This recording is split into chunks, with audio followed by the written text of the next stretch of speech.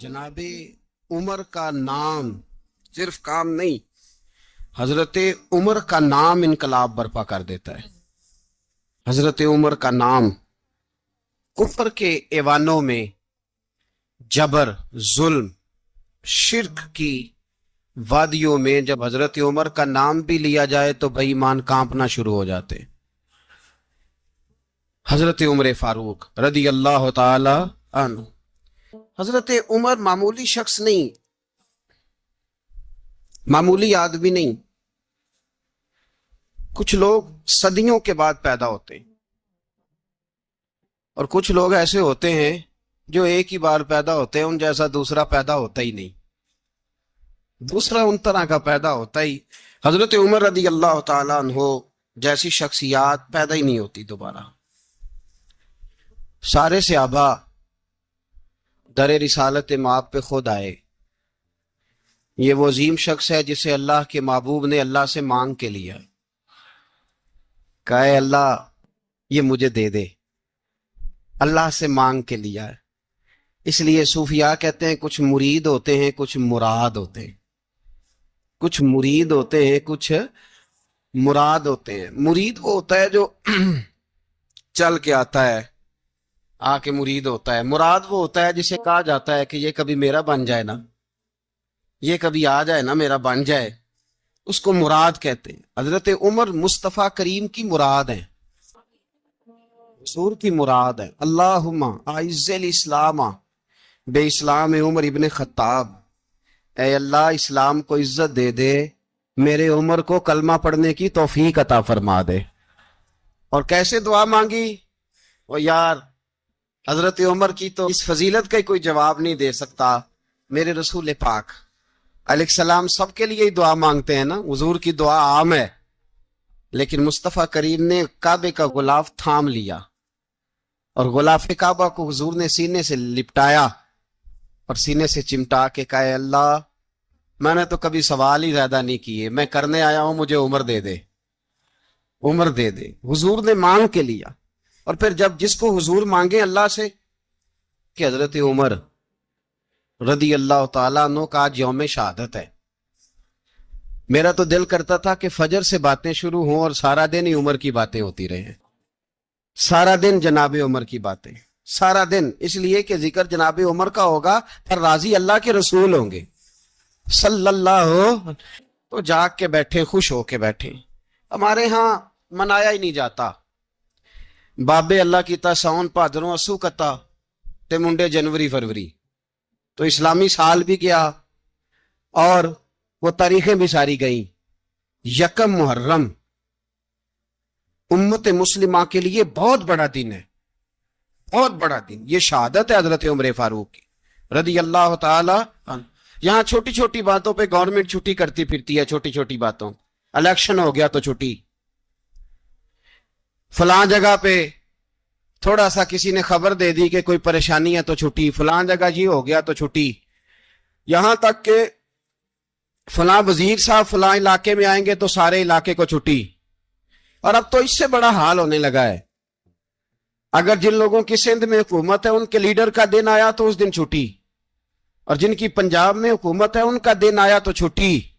ہمارا مطالبہ ہے حکومت پاکستان سے، اگر سر اٹھا کے جینا چاہتے ہو تو یکم محرم کو چھٹی کیا کرو، اگر سر اٹھا کے جینا چاہتے ہو تو یکم محرم کو چھٹی کرو جناب عمر کے دن، اور ملت کے جوانوں کو بتاؤ کہ اگر عزت کی زندگی جینا چاہتے ہو تو اس طرح جیو جس طرح فاروق اعظم جی کے گئے ہیں، عزت اور وقار کی زندگی۔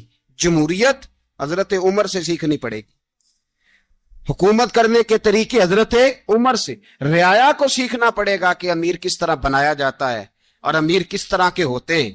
یہاں لوگ ہمیں یورپ کی مثالیں دیتے ہیں، لوگ یہاں ہمیں آ کر کے امریکہ کی مثالیں، انہیں کیا پتا حکومت کیا ہوتی ہے؟ وہ کہتے ہیں جی وہ سائیکل پہ جاتا ہے ان کا حکمران۔ میں نے کہا وہ سائیکل پہ جاتا ہے؟ میرے عمر فاروق مدینے سے مکے گئے تھے تو پیدل ہی حج کرنے چلے گئے، پیدل ہی۔ اور جناب عمر فاروق رضی اللہ تعالیٰ عنہ عید کی نماز پڑھانے گئے، عید کی نماز عمر خطبہ عید دینے گئے۔ اور اس زمانے میں کون سا غریب ہے جو ننگے پاؤں جاتا ہو؟ کون سا غریب ہے جو مسجد ننگے پاؤں جاتا ہو؟ لوگوں نے تو 3 قسم کی چپلیں رکھی ہوئی ہیں، ایک مسجد جانے کی علیحدہ ہے، گھر پہننے کی علیحدہ ہے، شادی بیاہ پہ جانے کی چپل علیحدہ ہے۔ حضرت عمر فاروق رضی اللہ تعالیٰ عنہ نکلے عید کا خطبہ دینے کے لیے، تو بیوی سے کہنے لگے جوتا، اس نے کہا صاحب اتنی دفعہ ٹوٹا ہے اب گانٹھا نہیں جا سکتا، اتنی دفعہ ٹوٹا ہے کہ اب دوبارہ پیمند نہیں لگ سکتے۔ تو حضرت عمر کہنے لگے چل کوئی حرج نہیں ہے، بغیر جوتے کے ننگے پیر ہی چلتے ہیں، کوئی حرج نہیں۔ تو کہنے لگے لوگ کیا کہیں گے؟ فرمایا چپ کر، لوگ جس دن عمر نے یہ دیکھ لیا نا لوگ اس کے بارے میں کیا کہتے ہیں، اس دن عمر نہیں رہے گا۔ تو کہا پھر آپ کا نظریہ کیا ہے؟ فرمایا میرا نظریہ یہ ہے کہ رب رسول میرے بارے میں کیا کہتے ہیں، لوگوں کا کیا ہے، لوگ کل کسی کے بارے میں کچھ کہتے ہیں اور پرسوں کچھ کہتے ہیں، میرا نظریہ یہ ہے کہ رب رسول میرے بارے میں ننگے پیر عمر جا رہے ہیں۔ کون جی؟ میں بڑا ماڑا۔ اچھا جناب، کیا غربت ہے؟ 10 قسم کے جوڑے لٹکے ہوئے ہیں کمرے میں، اور پہننے کی فرصت نہیں، سویرے کیا پہننا ہے شام کیا پہننا ہے، 15 سوٹ کٹھے استری ہو کے لانڈری والا بھیج رہا ہے، اور تو غریب ہے، تو بہت بڑا غریب ہے۔ اس لیے کہ غربت پیسوں کی وجہ سے نہیں ہوتی، غربت تو دل کی ہوتی ہے۔ تو واقعی بڑا غریب ہے اور تو غریب ہی رہے گا۔ امیر تو عمر فاروق تھے جو ننگے پاؤں چلے گئے عید کی نماز پڑھانے، تو رستے میں جو ملا کہنے لگا عمر جوتا تو پہن لو۔ فرمایا تمہیں عمر کا جوتا نہ پہننے کا نقص تو نظر آیا ہے، کوئی حرج نہیں، اگر عمر کو کبھی بتانا ہوا تو وہ والا نقص بتانا جو عمر کی سیرت میں پیدا ہو، کردار میں پیدا ہو، وہ والا نقص بتانا، یہ چھوڑو جوتے آتے جاتے رہتے۔ ننگے پاؤں گئے، پاؤں دھوئے، نماز پڑھائی، لوٹ آئے۔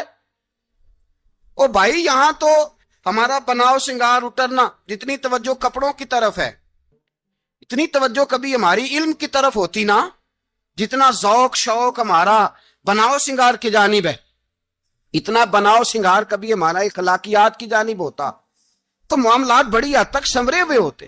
حضرت سیدنا فاروق اعظم رضی اللہ تعالی اپنی زندگی کو ترتیب دیا، ایک دن بھی خلافت نہیں مانگی اللہ سے۔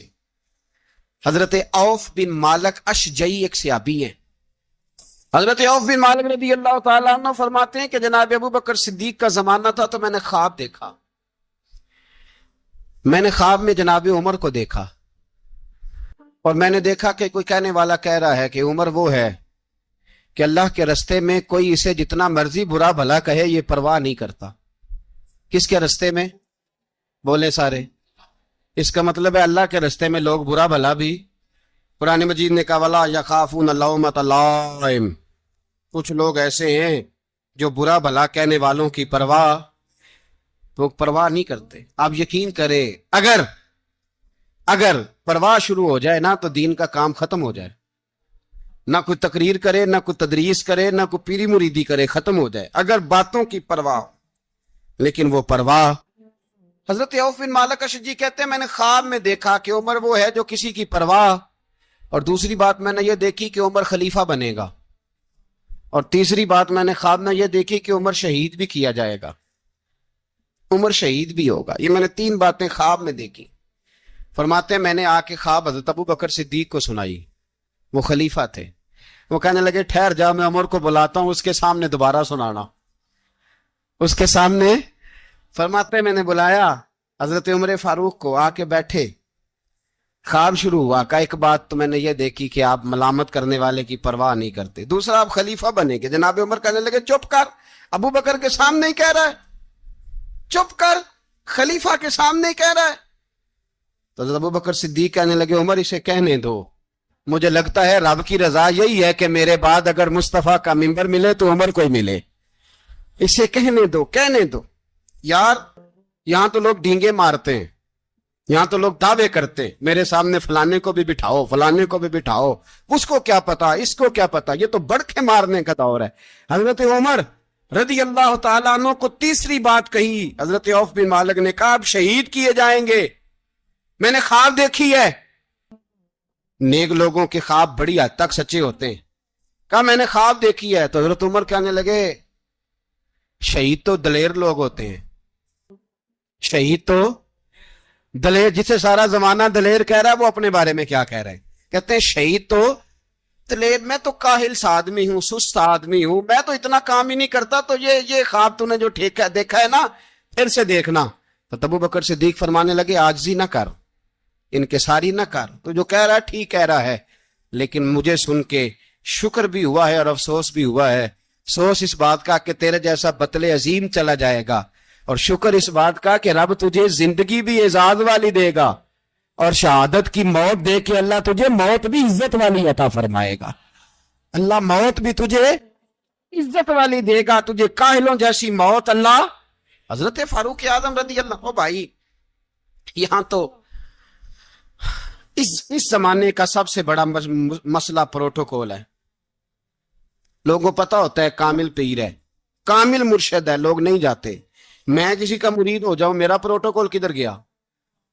पता होता है ये कामिल उस्ताद है, मैं इसके पास बैठूंगा तो मेरी तरबियत करेगा, लेकिन लोग शागिर्द नहीं बनते। मैं किधर गई? ये प्रोटोकॉल की मुसीबत है ना, इसने बड़े बड़े लोग जीरो कर दिए, बड़े बड़े लोग। और ये मत समझे कि आपका वजीर आजम प्रोटोकॉल लेता है या आपका सदर प्रोटोकॉल, वुज़ारा, ऐसी कोई बात नहीं। हम छोटे तबके से लेकर बड़े सारे प्रोटोकॉल के कायल हैं। हमारा तो दामाद भी कहता है कि मुझे पूछा नहीं, मैं तुम्हारे घर क्यों आऊं। हमारा तो भाई हर शख्स ऐलान करता है प्रोटोकॉल का, फलाने ने इज्जत नहीं दी तो वापस आ जाओ, फलाने ने सलूट नहीं किया तो वापस आ जाओ। लोग जहां सलूट करना चाहिए वहां भी सलूट कराने के कायल हैं। पर हजरत उमर रदी अल्लाह ताला, हजरत उमर की सादगी और फिर जनाब उमर की आजिज़ी, जब इंसान अपने ऊपर सवार कर लेता है ना, सवार कर लेता है, मैं बदकार पुराना खादम, किसे दर मिली निट होई, इते वासफ यार ने नजर जो की थी ते वासफ वासफ ही हो। मैं अक्सर सोचता हूं, हुजूर ने जहां भी कहा ना, फरमाया मेरे बाद नबी होते तो खताब के बेटे उमर होते। हुजूर ने फरमाया उमर जिस रास्ते से जाता है शैतान वो रास्ता बदल जाता है। नबी पाक सल्लल्लाहु अलैहि वसल्लम ने फरमाया मेरा उमर वो है कि इसकी जुबान पर हक जारी है। हुजूर अलैहिस्सलाम ने फरमाया 950 साल हजरत जिब्रील मेरे उमर की शान बयान करें तो इनकी अजमत खत्म नहीं होती। 950 साल जिब्रील अजमत बयान करे तो खत्म नहीं होती। ये बात है हजरत उमर की। और फरमाया उमर अबू बकर की नेकियों में से एक नेकी है, ये शान है अब उमर फारूक रदी अल्लाह ताला अन्हु की। हुजूर ने फरमाया मेरे बाद नबी होते तो उमर होते, जिस गली से उमर आए शैतान रास्ता बदल जाए। मेरे उमर फारूक की शान 950 साल बयान हो तो खत्म ना हो। उमर की जुबान पर अल्लाह हक बयान करता है, जो उमर कहता है वही रब कर देता है। हुजूर सारी जिंदगी फजीलतें बयान करते रहे, उमर जवाब में क्या कहते हैं? कोई बताए ना कि ये वाली हदीसें कभी उमर ने भी रवायत की हो कि हुजूर ने मेरे बारे में ये कहा है।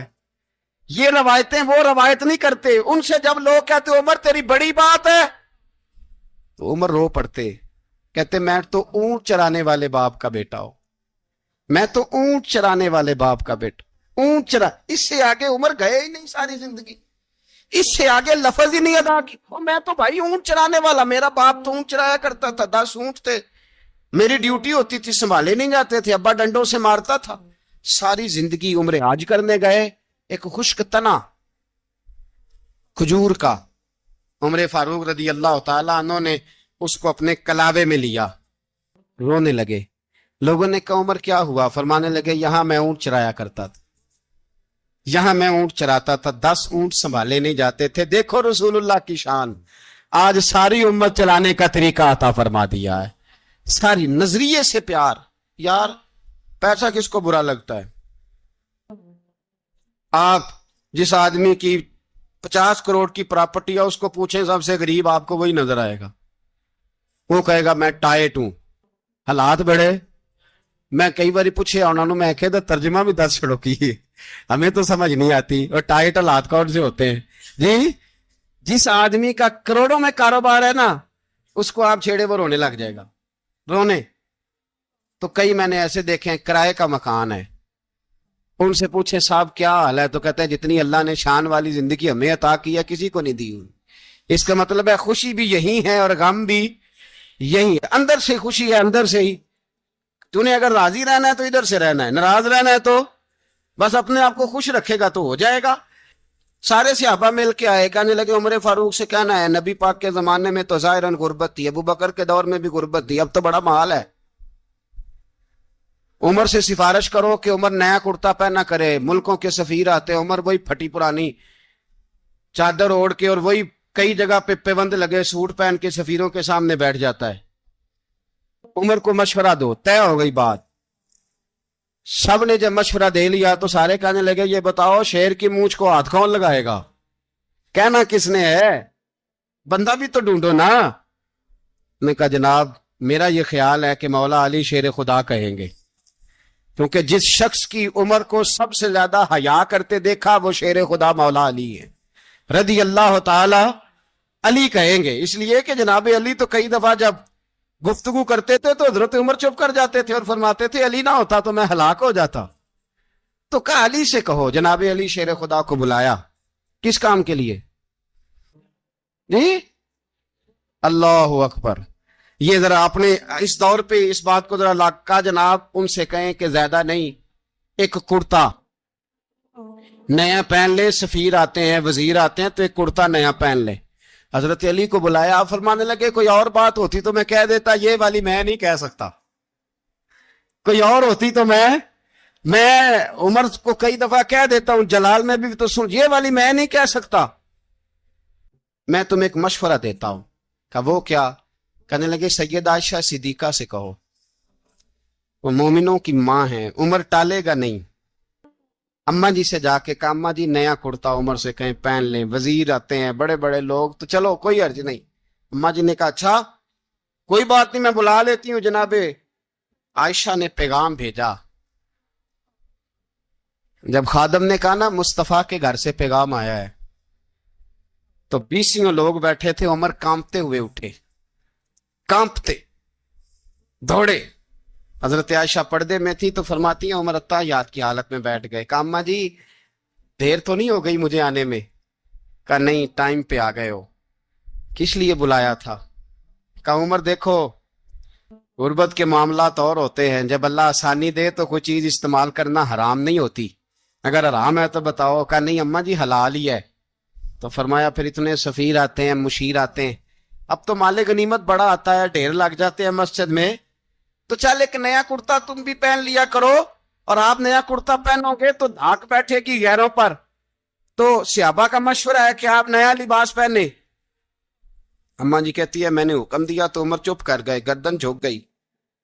تھوڑی دیر کے بعد سیدنا عمر فاروق نے سر اٹھایا تو داڑھی پہ آنسو گر رہے تھے، رو پڑے، کہنے لگے پاک محبوب کی پاک بیوی جیسے حکم کرتی ہو میں حاضر ہوں، پر مجھے وہ والا لباس پہنانا جو میرے مصطفیٰ نے پسند فرمایا ہے، اگر یہ رنگ رسول پاک کا ہے تو میں حاضر ہوں، اور اگر نبی پاک کا نہیں تو پھر جیسے آپ حکم کریں۔ جناب عائشہ کہتے ہیں عمر روئے تو میں زیادہ روئی، میرا پلو بھیگ گیا آنسوؤں سے۔ میں نے کہا عمر آپ جائیے۔ عمر یوں نکلے تو جو صحابہ کھڑے تھے وہ کونے میں تھے، سارے آ گئے۔ کہا اماں جی کیا بناؤ؟ فرمایا بھائی تم سب جو باتیں کہتے ہو وہ اپنی جگہ ٹھیک ہیں، پر عمر جو بات کرتا ہے وہ سب سے زیادہ ٹھیک ہے۔ عمر جس پہلو پر بات کرتا ہے وہ یار ایسی عاجزی، ایسا رنگ، ایسا انداز، ایسا طرز حیات، ایسی زندگی، اولاد کے معاملے میں لوگ بزدل ہو جاتے ہیں، بزدل۔ پر حضرت عمر کا بیٹا مصر گیا، وہاں سے کمائی کر کے لایا، تجارت کرنے گیا، لاکھوں کا مال۔ کون سا باپ ہے دنیا میں جس کا بیٹا باہر سے پیسے لے کے آئے تو ابا تفصیل پوچھے کہ بیٹا کہاں سے کمائے، کہاں سے لایا، کتنے ملے، کیوں آئے؟ کون سا باپ تفصیل پوچھتا ہے؟ ابا تو کہتا ہے لا صحیح، اور تعریفیں کرتا ہے میرا بیٹا بڑی کمائی کرتا ہے۔ کبھی پوچھا ہے اس سے کہ ڈیوٹی صحیح دیتا ہے کہ نہیں؟ کبھی پوچھا ہے کہ تو ایمانداری کی روزی لاتا ہے کہ حرام کی کماتا ہے؟ یہ باپ کی ذمہ داری ہے، یہ اماں کی ذمہ داری ہے۔ پھر کہتا ہے بیماری کیسے آ گئی، پریشانی کیسے آ گئی؟ تو نے کبھی سوال کیا اپنی اولاد سے؟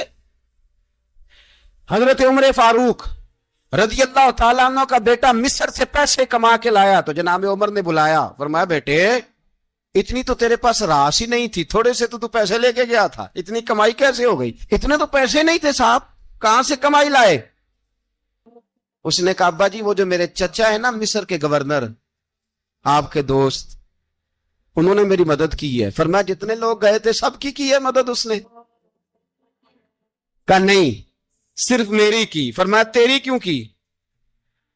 تیری کیوں کی؟ کہا حضور آپ کے دوست ہیں. فرمایا چپ کر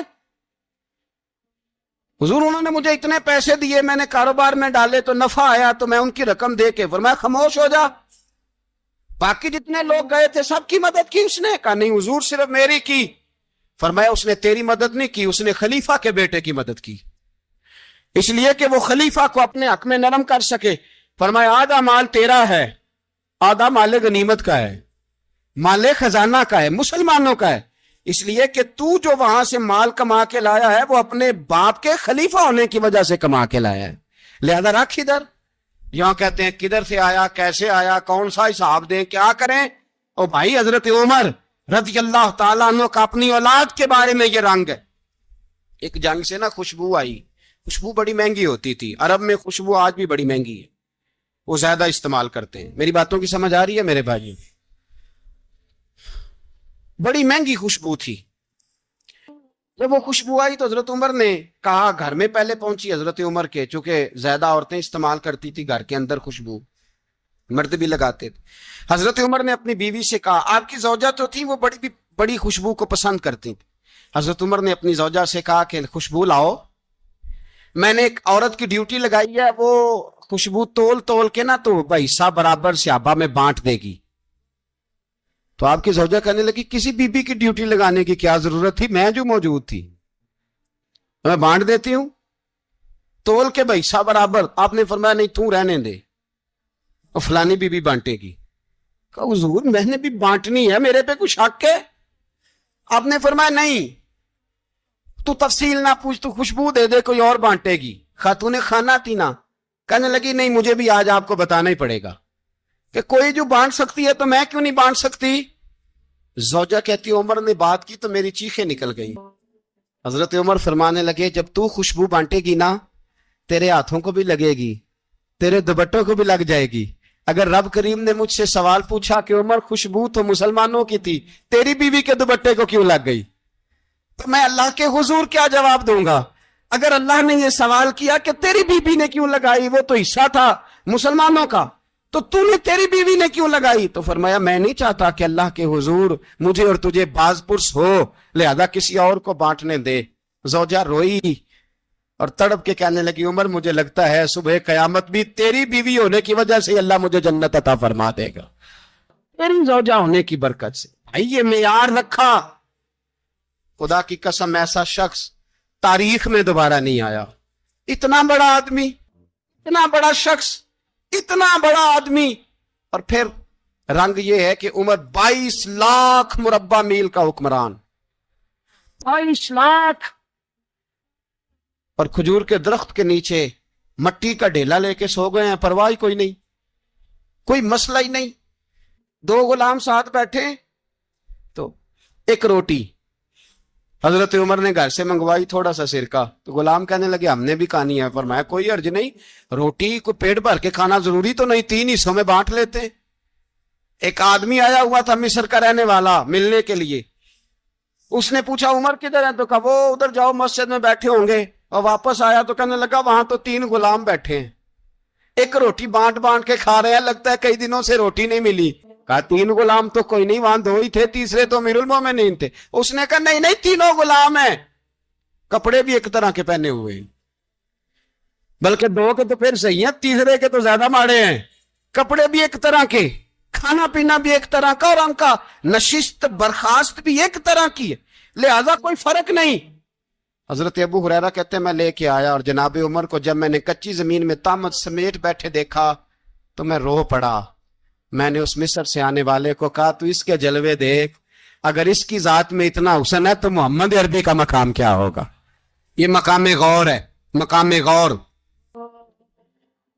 10 محرم کو لوگ دیگے پکائیں گے نا, نہیں پکانی ہے, کوئی بول دے نہیں, ہاں نہ نہیں کر دے, پروگرام بدلیا تو نہیں جی عید کی کہ وہی کام شروع ہوا ہے لاسٹ ٹائٹ ہونے والا. کیوں جی پکنی ہے نا, دیکھیں 10 محرم کو انشاءاللہ تعالی ہم بھی پکائیں گے, انشاءاللہ یہاں بھی پروگرام ہوگا. تو 10 محرم کو جو دیگ پکنی ہے تو ایسا نہیں ہو سکتا کہ 1 محرم کو حضرت عمر کے نام کی بھی کوئی پک جائے. اگر امام حسن حسین کے نام کی دیگیں پکے تو جو امام حسن حسین کے سے پیار کرنے والے ہیں، جو امام حسن حسین سے، ہم لوگوں نے بھی عجیب رٹا اپنایا ہے نا، ہم لوگ بات کا ایک پہلو دیکھتے ہیں دوسرا نہیں دیکھتے۔ حضرت امام حسن اور حسین کو بھی نبی پاک نے شہید کہا، اور جناب عمر کو بھی رسول اللہ نے خود شہید فرمایا، فرمایا شہید ہے، خود فرمایا اپنی زبان سے کہ یہ شہید ہے، خود میرا عمر شہید ہے۔ تو ان کے نام کی دیگ نہیں پکنی چاہیے، اس طرف نہیں ہماری توجہ ہونی چاہیے۔ اور اہل بیت نبو، یہ بات میں پہلے بھی کرتا ہوں، آج پھر کرنا ضروری سمجھتا ہوں، اہل بیت کا پیار، سن لو کان کھول کے، اہل بیت کا پیار اگر ہمیں کسی نے سکھایا ہے تو سیدنا عمر فاروق نے سکھایا ہے۔ اہل بیت نبوت کی محبت اگر کسی نے سکھائی ہے تو کس نے سکھائی ہے؟ بول کے بتائیے۔ حضرت عمر نے۔ اہل بیت کا پیار ہمیں حضرت عمر نے بول کر کے سکھایا ہے۔ بھائی یاد رکھیں، کسی کی طاقت نہیں تھی دم مارنے کی حضرت عمر کے سامنے، طاقت ہی نہیں تھی۔ کیسر و کسرا کانپ جاتے تھے، جرأت ہی نہیں کرتے تھے حضرت۔ اور ہمارے تو تعلقات بڑے ہیں نا غیروں سے۔ حضرت ابو موسیٰ اشعری رضی اللہ تعالیٰ عنہ فرماتے ہیں میرا منشی سائی تھا، وہ کاتب کہتے تھے وہ لوگ، میرا حساب کتاب عیسائی تھا۔ تو فرماتے ہیں ایک دن میں نے وہ سارا حساب کتاب لین دین کے حضرت عمر کو دکھائے تو فرمانے لگے جس نے لکھے ہیں اس کو بلاؤ۔ کہنے لگے ضرور مسجد نہیں آ سکتا۔ کیوں نہیں آ سکتا؟ کہنے لگے وہ عیسائی ہے۔ کہتے ہیں حضرت عمر جلال میں آ گئے۔ آپ فرمانے لگے جنہیں رب دور کرتا ہے تم کیوں قریب کرتے ہو؟ جنہیں اللہ دور کرتا ہے۔ فرمایا تم غیروں کو اگر عہدے دو گے تو اپنوں کا کیا بنے گا؟ اگر تم غیروں کو عہدے دو گے تو اپنوں کا۔ یہ سوچ ہے جو آج برما کے مسلمانوں کے لیے بھی ضروری ہے۔ کہا اگر تم غیروں کو عہدے دو گے تو اپنوں کا۔ ہم نے غیروں کو عہدے دیے تو دیکھا نا اپنے کس طرح کاٹے جا رہے ہیں۔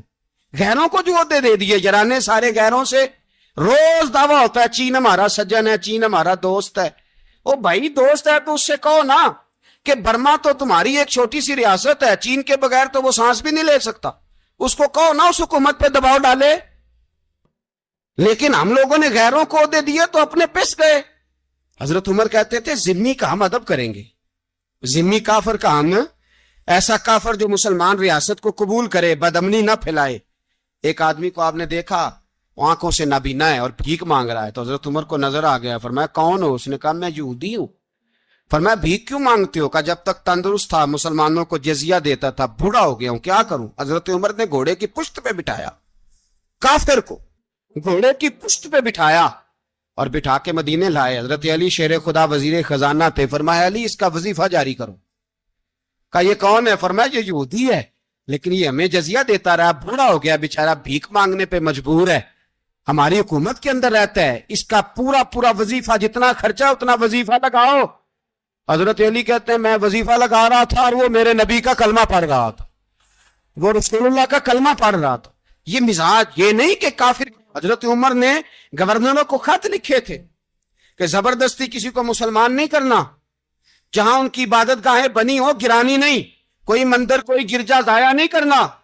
اسلام سب کو جینے کا موقع دیتا ہے، پر بے ایمانو ظالموں بدذاتو تمہیں یہ کہتا ہے کہ ہم تمہیں جینے کا موقع دیتے، تم بھی مسلمانوں کو جینے کا موقع دو۔ یہ جہاں بستے ہیں جہاں رہتے ہیں انہیں وہاں جینے کا موقع دو، انہیں بھی اللہ اکبر کہنے کا موقع دو، انہیں بھی قرآن پڑھنے کا موقع دو، انہیں بھی رسول اللہ پر درود پڑھنے کا موقع دو۔ ہمارے ملک میں عیسائی اپنی مرضی سے کھلے عام تبلیغ کرتے ہیں، یہاں تو چینل چلائے ہیں عیسائیوں نے۔ کسی مذہبی جماعت نے کبھی جلوس نکالا ہے کہ عیسائیوں کا چینل بند کرو؟ بولے نکلا ہے کہ نہیں نکلا؟ کتنے ظلم کی بات ہے۔ ہم جب غیر کو اتنا تحفظ دیتے ہیں، اتنا تحفظ دیتے ہیں، ہم نے دیکھا ہے، مجھے بیسیوں لوگوں نے عید پہ ٹیلی فون کیے کہ عیسائیوں کو قربانی کا گوشت دے لیں، مجبور ہیں جی، دروازے پہ آ گئے ہیں، ہمارے کام کاج کرتے ہیں۔ بیسیوں لوگ، عام آدمی کے دل میں ان کا اتنا جذبہ ہے، وہ مسائل کا بیان کرنے کا علیحدہ بات، لیکن ہمارے دل کافر کے حق میں بھی نرم ہو جاتے۔ تم کس قدر زیادہ بے ایمان ہو اور کفر کس قدر زیادہ ذلیل ہو گیا ہے کہ مسلمان کے حق میں نرم ہوتا ہی نہیں۔ اور اس سے بڑے ذلیل وہ ہیں جو ان ذلیلوں کے سپورٹر ہیں، وہ کسی عرب ملک کے حکمران ہو یا کسی اور جگہ کے، وہ بڑے ذلیل ہے جو ان ذلیلوں کے سپورٹر ہیں، جو برما کی بچیوں کے قتل پر اپنی حکومتیں چمکا رہے ہیں۔ نے شرم نہیں آتی، اس قدر مسلمان تڑپا ہے، لیکن ان بے غیرتوں کو ذرا ہوش نہیں آئی، اور یہ ان کے کماش، ان کے دلال جو ہر جگہ ان کی سپورٹ کر کے اپنی حکومتیں قائم کرتے ہیں، بے ایمانوں کو پتہ نہیں کہ کس ان پر اللہ کا عذاب اترے گا اور کس طرح ان کے پھشے اڑیں گے۔ تمہیں اپنی ذلت اور رسوائی نظر نہیں آ رہی کہ زمین کس طرح تمہارے لیے تنگ ہو گئی ہے؟ اس سے زیادہ اور تمہاری رسوائی کیا ہوگی؟ ڈرو اللہ سے، اور یہ تو دنیا کا عذاب ہے۔ ان بطش ربک لشدید، میرا رب کہتا ہے قیامت تو قائم ہونے دے، اتنا سخت تیرے رب کی پکڑ ہے، اتنی کسی دوسرے کی ہو سکتی؟ یاد رکھی، اور تھوڑا احتیاط کریں ہم سب لوگ بھی، جو ہم لوگ آدھی زبان بول کے بھی ان کی سپورٹ کرتے ہیں۔ اب شرم آنی چاہیے ہمیں ان حکومتوں کی سپورٹ کرتے جو مسلمانوں کی لاشوں کے اوپر حکومتیں قائم کرتے ہیں، شرم آنی چاہیے۔ بہرحال بات دور نکل جائے گی، اور میں اپنے مضمون پہ رہتا ہوں۔ اہل بیت کا پیار اگر سکھایا ہے تو جناب عمر نے سکھایا ہے رضی اللہ تعالی عنہ، امام حسن ملنے۔ آپ یقین کریں، میں جب اس واقعہ کو پڑھتا ہوں تو میرا دل جھوم جاتا ہے۔ میں کہتا ہوں یار، ڈاٹا ہونا اپنی جگہ پہ، عشق ہونا اپنی جگہ پہ، انسان کا باوقار ہونا اپنی جگہ، جہاں کھڑے ہونا تھا وہاں یہ کھڑے ہوتے تھے، اور جہاں جھکنا تھا وہاں یہ ان لوگوں میں اقبال نے کہا تھا تیری نگاہ ناز سے دونوں مراد پا گئے، عقلے کی یاب و جستجو، عشق حضور و اضطراب۔ جہاں اگر آیا ہے سامنے کیسر و کسرا تو عمر جیسا دلیر کوئی نہیں، اگر سامنے آیا ایران کا بادشاہ تو عمر جیسا تگڑا کوئی نہیں، اگر آیا ہے سامنے غسان کا بادشاہ تو عمر جیسا عادل کوئی نہیں، لیکن اگر علی کا بیٹا آیا ہے، اگر فاطمہ کے لال پارے آئے ہیں، تو پھر فاروق اعظم سے جیسا محب کوئی نہیں، پھر ان سے جیسا پیار کرنے والا کوئی نہیں۔ اندر بیٹھے ہیں جناب عمر، اندر تنہائی میں کچھ وزیروں سے گفتگو ہو رہی ہے، میٹنگیں جاری ہیں۔ آپ کے بیٹے ملنے آئے جناب عبداللہ ابن عمر، ابا جی ملنا ہے، بات ٹھہرو، بات کر رہا ہوں، کوئی نہ اندر آئے۔ صاحبزادہ باہر کھڑا ہے، تھوڑی دیر گزری تو امام حسن بھی آ گئے۔ کون آئے؟ آپ کو جو ملے گا امام صاحب کا نام لینے سے، وہ سردار ہیں جنتیوں۔ کون آئے؟ سارے بولیے۔ امام حسن، تیری نسل پاک میں ہے بچہ بچہ نور کا، تو ہے نے نور تیرا سب خرانا۔ امام حسن آئے تو حضرت عبداللہ ابن عمر کو دروازے پہ کھڑے دیکھا، کہا امیر المومنین کہاں ہیں؟ کہنے لگے حضرت عمر کے بیٹے۔ کہنے لگے وہ اندر بیٹھے، کچھ میٹنگ ہو رہی ہے، اور انہوں نے کہا کوئی اندر نہ آئے، لیکن آپ جانا چاہیں تو چلے جائیں، آپ جانا چاہیں تو، تیری نسل پاک میں ہے بچہ بچہ نور، آپ جانا چاہیں تو چلے جائیں۔ تو انہوں نے کہا جب آپ باہر کھڑے ہیں تو مجھے کوئی اتنا ضروری کام نہیں، اور ابھی زور کی نماز تھوڑی دیر میں ہوگی، میں مسجد میں مل لوں گا امیر المومنین سے۔ یہ بات کہہ کے امام حسن چلے گئے۔ یار اتنی بڑی بات نہیں تھی، اتنی بڑی بات نہیں تھی۔ وہ میرے استادوں کا بیٹا بھی آئے تو کہا ٹھیک ہے جی، وہ سوئے ہوئے ہیں، کوئی غرض نہیں یار، میں ٹھہر کے آ جاؤں گا، کوئی بڑی بات نہیں تھی، دیکھا جائے تو بڑی بات نہیں تھی، پر بات بہت بڑی تھی، اس لیے کہ یہ خالی حسن نہیں، یہ حسن ابن علی ہے، یہ حضرت فاطمہ کے لخت جگر۔ حضرت عمر باہر نکلے، عبداللہ ابن عمر سے پوچھا کوئی آیا تو نہیں؟ تو کہا حضور امام حسن آئے تھے۔ تو کہا پھر شہزادے کو اندر کیوں نہیں بھیجا؟ کہا میں نے کہا تھا۔ وہ کہنے لگے اگر امیر المومنین مصروف ہیں تو میں ظہر میں مل لوں گا۔ حضرت عمر رونے لگے، فرمایا بیٹے تو نے اچھا نہیں کیا۔ پھر مسجد نہیں گئے، سیدھے امام حسن کے دروازے دستک دی، امام حسن باہر آئے، کہا شہزادے آئے تھے تو ملے کیوں نہیں؟ تو امام حسن کہنے لگے حضور آپ کا اپنا بیٹا دروازے پہ کھڑا تھا، آپ کا اپنا بیٹا دروازے پہ کھڑا تھا، اور منع بھی کیا تھا آپ نے تو میں زور میں مل لیتا۔ حضرت امام حسن فرماتے جوش جذبات میں جناب عمر نے سر سے پگڑی اتار دی، جوش جذبات میں کہنے لگے حسن میرے بیٹے کا اور آپ کا کیا مقابلہ؟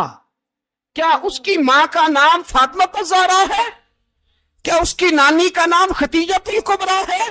کیا اس کے نانے کا نام محمد مصطفیٰ ہے؟